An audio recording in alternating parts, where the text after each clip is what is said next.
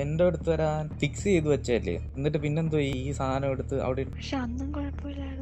വിസ്മയെ ആരും മറന്നിരിക്കാൻ സാധ്യതയില്ല. 2021 ഭർത്താവും അവരുടെ വീട്ടുകാരും ചേർന്ന് സ്ത്രീധനം ചോദിച്ച് പീഡിപ്പിച്ച് ആത്മഹത്യ ചെയ്യിപ്പിച്ച വിസ്മയ കേസിൽ പ്രതിയായ ഭർത്താവ് കിരൺ കുമാറിന് ലഭിച്ചത് 10 വർഷം തടവും 12.5 ലക്ഷം രൂപ പിഴയുമായിരുന്നു. എന്താണെങ്കിലും ഈ ശിക്ഷ സുപ്രീം കോടതി താൽക്കാലികമായി മരവിപ്പിച്ചിരിക്കുകയാണ്. ഹൈക്കോടതിയിൽ ശിക്ഷ റദ്ദാക്കണമെന്ന അപ്പീൽ പരിഗണനയിലിരിക്കുമ്പോഴാണ് ഇങ്ങനെ ഒരു സംഭവം. എന്താണെങ്കിലും സുപ്രീം കോടതി ഇപ്പോൾ കനിഞ്ഞനുഗ്രഹിച്ചിരിക്കുകയാണ്. കാരണം 5 വർഷമായി അയാൾ ജയിലിലാണ്. അപ്പീലിൽ തീരുമാനമായിട്ടില്ല എങ്കിൽ അതൊരു നീതി നിഷേധമായിരിക്കും എന്നാണ് വാദം. എന്താണെങ്കിലും കിരൺകുമാറിന് ജാമ്യത്തിൽ വിട്ട സ്ഥിതിക്ക് അദ്ദേഹത്തിന് ജോലിയും കൂടെ അങ്ങ് കൊടുക്കാം. കാരണം ജയിലിന് പുറത്തിറങ്ങുമ്പോൾ ആഹാരമൊക്കെ കഴിക്കണ്ടേ. ജയിലിനകത്ത് വെറുതെ ഇരുന്ന് ആഹാരം കഴിച്ച പോലെ പുറത്തിറങ്ങി വെറുതെ ആഹാരം കഴിക്കാൻ പറ്റില്ലല്ലോ, പണിയൊക്കെ എടുക്കണ്ടേ. അതുകൊണ്ട് അദ്ദേഹത്തിന് പണിയും കൂടെ അങ്ങ് തിരിച്ചു കൊടുത്ത് അദ്ദേഹത്തെ ആദരിക്കണമെന്ന് തന്നെയാണ് പറയാനുള്ളത്. ഇവിടെ എന്ത് തെറ്റ് ചെയ്താലും പുറത്തിറങ്ങി നടക്കാനുള്ള വഴികൾ ഇഷ്ടം പോലെ ഉണ്ട്. എന്തെങ്കിലും കാര്യങ്ങൾ സംഭവിക്കുമ്പോൾ മാത്രം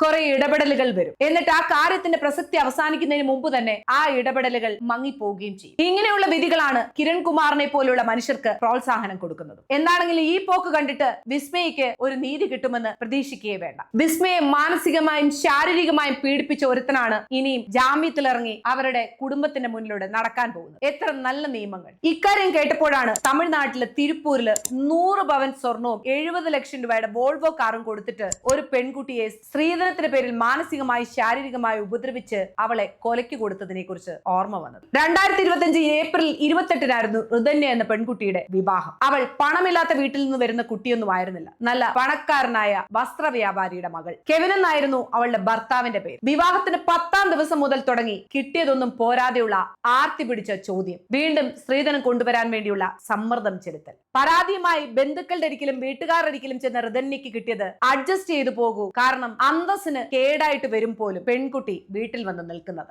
കേൾക്കാൻ ആരുമില്ലാതായപ്പോൾ ക്ഷേത്ര ദർശനത്തിനെന്ന് പറഞ്ഞ് വണ്ടിയും എടുത്ത് പോയി. പോകുന്ന വഴിക്ക് ഒരു കുപ്പി വിഷം അങ്ങെടുത്ത് കഴിച്ചു. ആശുപത്രിയിൽ എത്തിച്ചപ്പോഴേക്കും അവൾ മരിച്ചിരുന്നു. ഇപ്പോൾ കെവിനെയും കെവിന്റെ അപ്പനെ അമ്മേനെയും ഒക്കെ അറസ്റ്റ് ചെയ്തിട്ടുണ്ട്. പക്ഷെ നാളെ നമ്മുടെ നിയമം അവരെയും വെറുതെ വിടും. ശരിക്കും പറഞ്ഞാൽ ഇതിന്റെ കൂട്ടത്തിൽ അറസ്റ്റ് ചെയ്യേണ്ട ആൾക്കാരുമുണ്ട്. ആ പെൺകുട്ടിയുടെ മാതാപിതാക്കൾ. എന്തിനാണ് ആ കുട്ടീനെ ഇത്രയും വലിയൊരു തുക കൊടുത്ത് വേറൊരാൾക്ക് വിറ്റത്? അവൾക്ക് ഇത്രയും പൈസ ഉണ്ടായിരുന്നെങ്കിൽ അവളുടെ പേരിലിട്ട് അവളെ വിവാഹം പോലും കഴിപ്പിക്കേണ്ട കാര്യമില്ലായിരുന്നല്ലോ. അവൾ അവളുടെ കാര്യം നോക്കി ജീവിച്ചേനെ. അങ്ങനെ ജീവിക്കാൻ പഠിപ്പിക്കുന്നതിലല്ലേ കാര്യമിരിക്കുന്നത്. തങ്ങളുടെ മകളെ കൊണ്ടുപോയി ഒരു വിൽപ്പന ചെറുക്കാക്കുന്നതിലും എത്രയോ ഭേദമായിരുന്നു അത്. എന്തിനാണ് ഈ സ്ത്രീധന നിയമം? ഈ നിയമം വെച്ച് ഇവരൊക്കെ ജയിലിൽ പോയാലും നാളെ വീണ്ടും ഇറങ്ങി നടക്കുകയും ചെയ്യുന്നു. എന്ത് നിയമവ്യവസ്ഥയാണ് ഈ കാര്യത്തിൽ നമ്മൾക്ക് തുണയായിട്ടുള്ളത്? ഇതൊക്കെ മാറ്റി എഴുതേണ്ട കാലം കഴിഞ്ഞില്ലേ? ഇവിടെ 2 പെൺകുട്ടികളല്ല, ഇനിയും ഇതുപോലുള്ള പെൺകുട്ടികൾ ഇഷ്ടം പോലെയുണ്ട്.